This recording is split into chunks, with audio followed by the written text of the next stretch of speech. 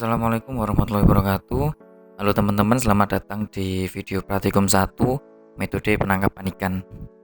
Pada pertemuan ini kita akan membahas tentang apa itu metode penangkapan ikan dan 10 klasifikasi alat tangkap yang ada di Indonesia.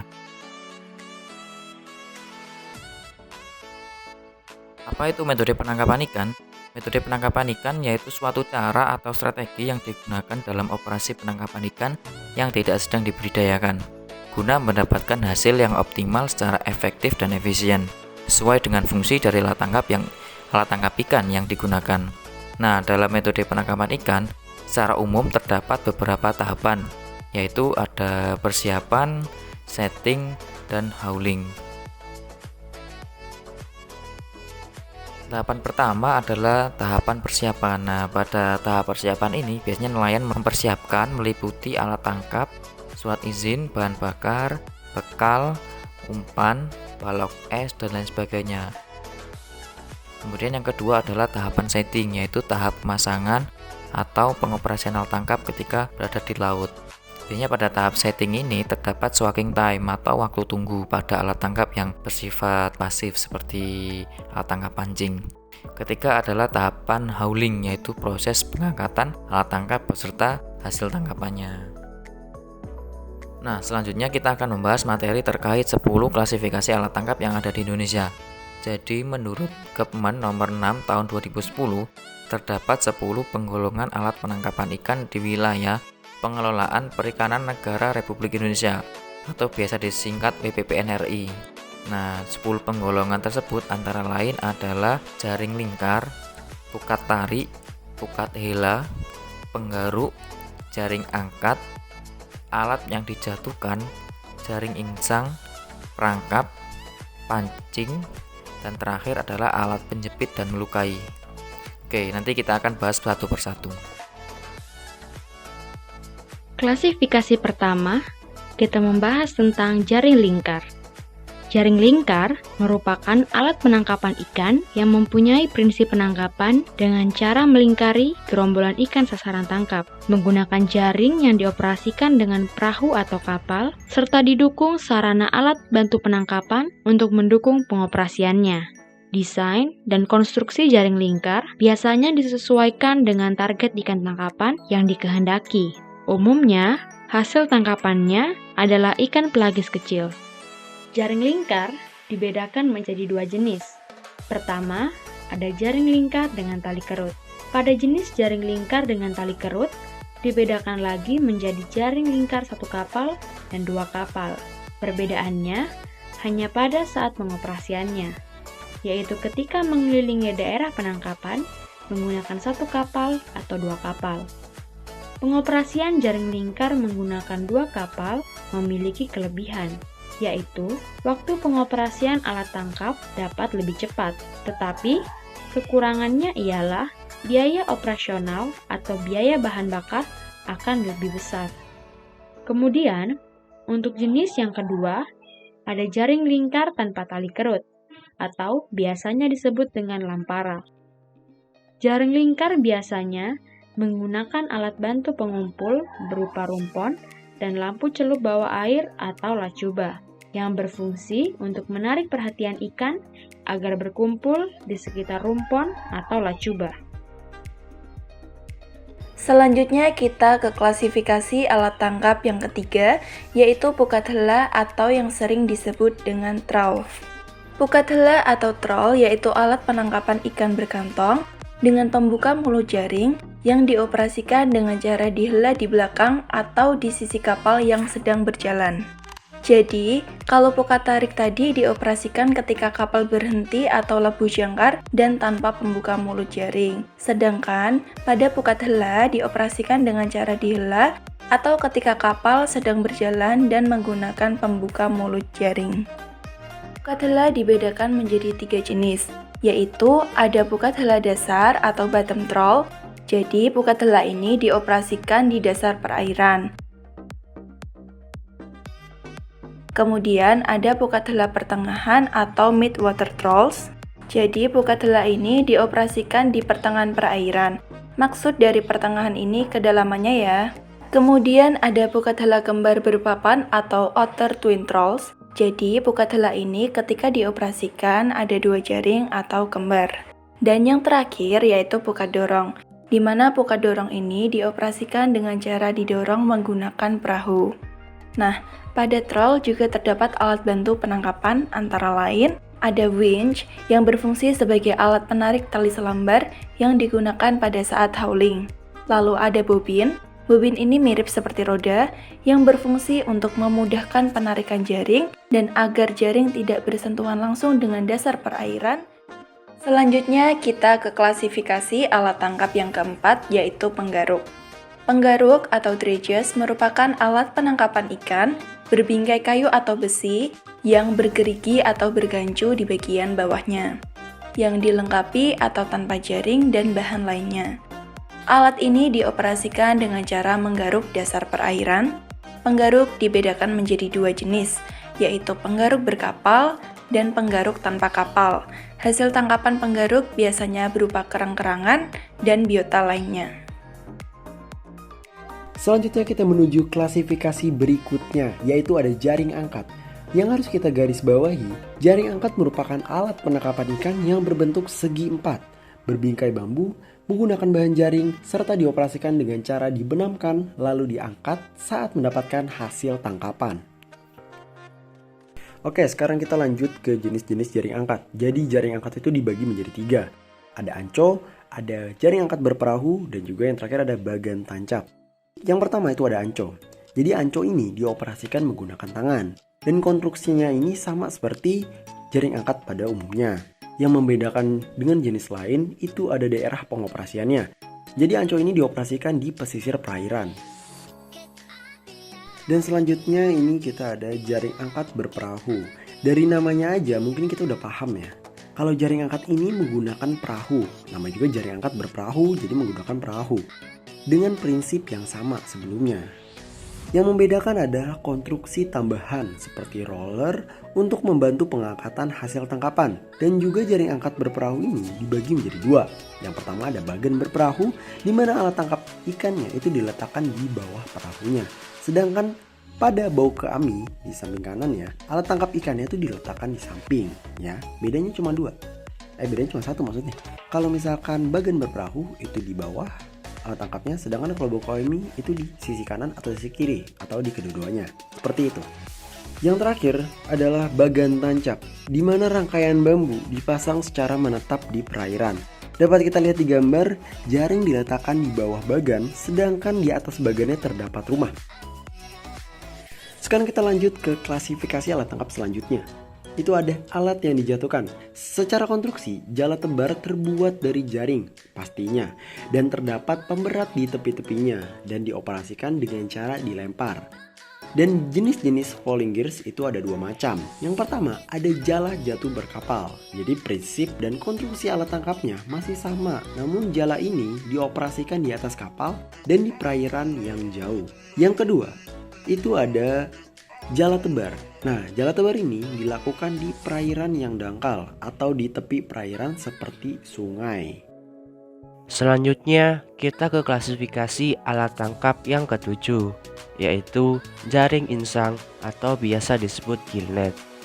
Jaring insang adalah alat penangkapan ikan berbentuk 4 persegi panjang yang ukuran mata jaringnya sama. Mempunyai prinsip kerja dengan cara menjerat ikan pada bagian mata jaring. Selanjutnya ada konstruksi atau bagian-bagian pembentuk gillnet. Bagian gillnet pada umumnya adalah terdiri dari badan jaring, tali ris atas, tali ris bawah, tali pelampung, tali pemberat, pelampung, pemberat, dan tali selambar. Selain itu, terdapat mata jaring yang merupakan bagian dari jaring di mana tersusun atas bar atau kaki dan poin atau titik pertemuan antara 2 bar. Berdasarkan cara pengoperasiannya, jaring insang dapat dibagi menjadi 3 jenis, yaitu pertama, jaring insang tetap atau set gillnet yang merupakan jaring insang yang dilengkapi jangkar dan dioperasikan secara menetap di suatu perairan. Kedua, jaring insang hanyut atau drift gillnet yang merupakan jaring insang yang memiliki daya apung lebih besar dari daya tenggelamnya dan dioperasikan dengan cara dihanyutkan di suatu perairan. Ketiga, jaring insang lingkar atau encircling gillnet yang merupakan jaring insang yang cara pemasangannya dengan melingkari jaring pada gerombolan ikan. Kemudian, berdasarkan konstruksinya, jaring insang dapat dibagi menjadi 3 jenis, yaitu pertama, jaring insang berpancang atau fixed gillnet adalah jaring insang yang pengoperasiannya diikatkan pada pancang-pancang yang ditanam di dasar perairan. Jaring insang ini memiliki satu lapisan jaring. Kedua, jaring insang berlapis yang merupakan jaring insang yang memiliki 3 lembar jaring. Pada jaring yang berada di bagian tengah memiliki ukuran mata jaring yang lebih kecil dibandingkan mata jaring bagian luar atau biasa disebut trammel net. Dan terakhir, ada jaring insang kombinasi atau combined gillnet. Selanjutnya, ada 4 cara ikan tertangkap pada gillnet. Yang pertama, gill, di mana ikan terjerat karena tutup insang atau operculum tersangkut mata jaring, atau mata jaring mengelilingi ikan di belakang tutup insang. Yang kedua yaitu wedge, di mana badan ikan terjerat oleh mata jaring sejauh sirip punggung. Ketiga yaitu snatch, ikan tertangkap dengan terjerat pada bagian kepala atau mata jaring mengelilingi ikan di belakang mata. Dan keempat yaitu entangled, ikan terbelit akibat bagian tubuh yang menonjol seperti gigi, rahang, ataupun sirip tanpa harus menerobos mata jaring. Selain keempat cara yang dijelaskan tadi, ada cara ikan tertangkap pada alat tangkap trammel net, yaitu dengan cara pocket, yaitu ketika ikan terperangkap dalam jaring yang mesesnya kecil di antara dinding jaring yang bermeses lebih besar, sehingga ikan terperangkap membentuk seperti kantong. Kemudian terdapat alat bantu pada gillnet untuk memudahkan pada saat proses penangkapan ikan. Alat bantu tersebut berupa net hauler yang digunakan untuk membantu penarikan jaring dalam proses hauling, sehingga jaring atau gillnet lebih ringan ketika ditarik dan mudah ditata kembali di atas geladak kapal. Terdapat juga konstruksi tambahan berupa pinger. Pinger ini digunakan untuk meminimalisir tertangkapnya lumba-lumba pada gillnet. Prinsip kerja dari pinger sendiri yaitu menghasilkan gelombang suara pada sekitar gillnet agar lumba-lumba tidak mendekati alat tangkap. Selanjutnya kita ke klasifikasi alat tangkap yang ke-8 yaitu perangkap. Perangkap merupakan alat penangkapan ikan yang mempunyai prinsip penangkapan dengan cara mempermudah ikan masuk dan mempersulit ikan keluar dengan menggunakan jaring dan atau bahan lainnya yang dioperasikan dengan atau tanpa umpan. Berikut ini merupakan macam-macam perangkap. Yang pertama adalah set net, yaitu merupakan alat tangkap jenis perangkap dengan cara pengoperasian di wilayah pantai secara menetap untuk menangkap ikan pelagis maupun demersal yang berbuaya secara reguler atau musiman. Yang kedua adalah bubu. Bubu merupakan alat tangkap pasif berbentuk kurungan seperti ruangan tertutup sehingga ikan tidak dapat keluar. Yang ketiga adalah bubu bersayap, yang merupakan contoh alat tangkap jenis perangkap yang dioperasikan di sekitar perairan pantai dengan substrat dasar berpasir lumpur. Bubu bersayap ini memiliki konstruksi berupa sayap dan kantong untuk tempat ikan berkumpul. Yang keempat ada stownet. Stownet merupakan jaring berbentuk kantong dan dipasang semi permanen menentang arus, biasanya arus pasang surut, dan ikan-ikan yang berenang mengikuti aruslah yang menjadi target tangkapannya. Contoh perangkap stownet yaitu pukat labu, togo, ambai, jermal, dan pengerih. Kemudian yang kelima ada barrier, contohnya sero, yaitu alat penangkap yang dipasang tetap terdiri dari sejumlah pancangan bambu. Bagiannya terbagi menjadi dua, yaitu perangkap atau daerah tertangkapnya ikan dan penanju atau pengarah agar ikan masuk ke perangkap. Yang keenam ada muroami. Muroami merupakan alat tangkap dengan sistem penggiring yang bagiannya terdiri atas sayap dan kantong. Ikan akan tertangkap dengan cara digiring ke dalam alat tangkap tersebut. Yang ketujuh ada reel trap, yang merupakan alat perangkap ikan yang ditunjukkan untuk menangkap ikan yang memiliki kebiasaan meloncat. Dan terakhir ada seser. Alat tangkap seser ini terbuat dari jaring yang berbentuk menyerupai kantong. Biasanya dioperasikan untuk menangkap ikan permukaan. Alat bantu yang digunakan untuk perangkap yaitu umpan untuk menarik perhatian ikan agar masuk ke dalam perangkap. Selanjutnya kita ke klasifikasi alat tangkap yang ke-9, yaitu alat tangkap pancing. Pancing merupakan alat penangkapan ikan yang mempunyai prinsip penangkapan memancing ikan sasaran tangkap sehingga tertangkap dengan mata pancing yang dirangkai dengan tali yang menggunakan atau tanpa umpan. Pengoperasiannya dilakukan pada permukaan, kolom maupun dasar perairan, umumnya untuk menangkap ikan pelagis maupun ikan demersal, tergantung jenis pancing yang digunakan. Terdapat beberapa macam dari alat tangkap pancing, yaitu pertama hand lines and pole lines atau hand operated, yaitu dioperasikan manual menggunakan tangan. Contohnya ada pancing ulur, pancing berjoran, woohead, dan squid angling. Yang kedua ada hand lines and pole lines atau mekanis, yaitu dioperasikan menggunakan mesin. Contohnya ada squid jigging dan woohead mekanis. Ketiga ada rawe dasar atau set long lines yang digunakan untuk menangkap ikan demersal. Keempat ada rawe hanyut atau drifting long lines seperti rawe tuna dan rawe cucut. Kelima ada pancing tonda atau trolling lines. Pancing ini diberi tali panjang dan ditarik oleh perahu atau kapal dengan umpan ikan segar atau umpan palsu. Karena adanya tarikan, maka umpan akan bergerak di dalam air sehingga dapat merangsang ikan buas untuk menyambarnya. Dan terakhir ada pancing layang-layang. Pancing ini memanfaatkan media layang-layang dan tenaga angin dalam pengoperasiannya.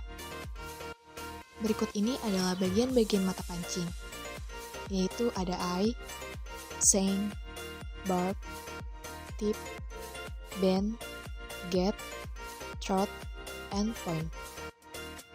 Kemudian, ada alat bantu penangkapan pancing yaitu line thrower untuk melempar atau menurunkan pancing. Kemudian ada side roller untuk mengurangi gesekan antara senar dengan tepian kapal, umpan untuk menarik perhatian ikan, dan line hauler untuk membantu dalam proses hauling atau pengangkatan hasil tangkapan. Selanjutnya kita ke klasifikasi alat tangkap yang terakhir atau ke-10, yaitu alat tangkap penjepit dan melukai. Alat tangkap penjepit dan melukai merupakan alat penangkapan ikan yang mempunyai prinsip penangkapan dengan cara mencengkeram, mengait atau menjepit, melukai, dan atau membunuh sasaran tangkap yang dilakukan dari atas kapal atau tanpa menggunakan kapal. Contoh dari alat tangkap ini yaitu yang pertama, tombak atau harpoons. Alat tangkap ini berbentuk tongkat panjang dan ujungnya tajam untuk melukai target tangkapan. Contoh yang kedua yaitu ladung. Alat tangkap ini berbentuk seperti tombak dan ujungnya membentuk trisula untuk mencengkeram target tangkapan. Contoh yang ketiga yaitu panah. Alat tangkap ini pengoperasiannya dipanahkan secara langsung pada target tangkapan. Oke teman-teman, untuk penjelasan materi sudah selesai. Cukup sekian untuk video kali ini. Mohon maaf apabila ada kesalahan. Terima kasih sudah menonton dan sampai jumpa di video-video selanjutnya. Wassalamualaikum warahmatullahi wabarakatuh.